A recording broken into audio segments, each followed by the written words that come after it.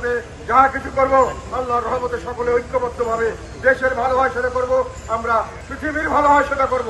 সমস্ত মুসলিম বিশ্বের প্রতি আমার আহ্বান, সকলে একত্রিতভাবে আপনার পাশে দাঁড়ান, গাজার মানুষের পাশে দাঁড়ান, তাদেরকে রক্ষা করার ব্যবস্থা করুন।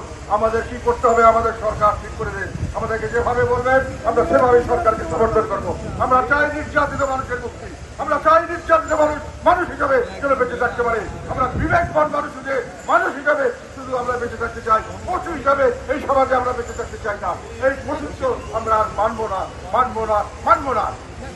আমরা আগামী রবিবার সারা দেশ ব্যাপী জাতীয় পার্টি যেখানে আছেন সবাই বিক্ষোভ প্রদর্শন করবেন সেই প্রস্তুতি নিয়েছে।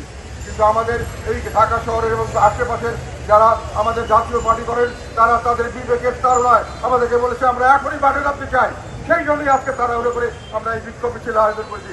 আপনারা এইখানে এসে আমাদেরকে সমর্থন দিয়েছেন, আমাদের পরিচালনার ব্যবস্থা করেছেন, আমাদের সহযোগিতা করেছেন, তাদের প্রতি আমার সর্বাত্মক কৃতজ্ঞতা এবং ধন্যবাদ থাকলো। ধন্যবাদ ভাইয়েরা, আসসালামু আলাইকুম।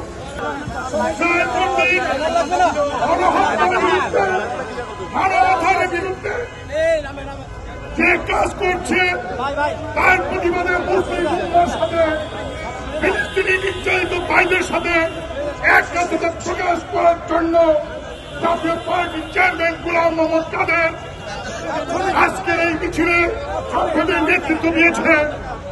আমরা আজকে জিজ্ঞাসা করতে চাই কোথায় জাতিসংঘ, কোথায় আজকে জাতিসংঘের মানবাধিকার কমিশন, কোথায় আজকে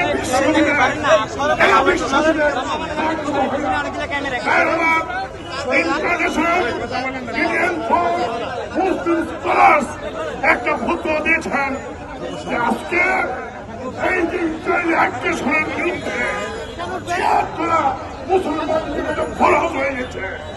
তাই আমরা অন্তর্বর্তী সরকারকে বলবো এই ইসরায়েলের আগ্রাসনের বিরুদ্ধে যে কোনো পদক্ষেপ সরকার নেবে জাতীয় পার্টির চেয়ারম্যান তার নেতৃত্বে জাতীয় পার্টি সেটাকে সমর্থন দেবে।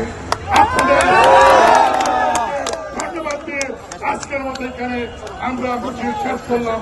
সবাইকে ধন্যবাদ এবং আগামী 13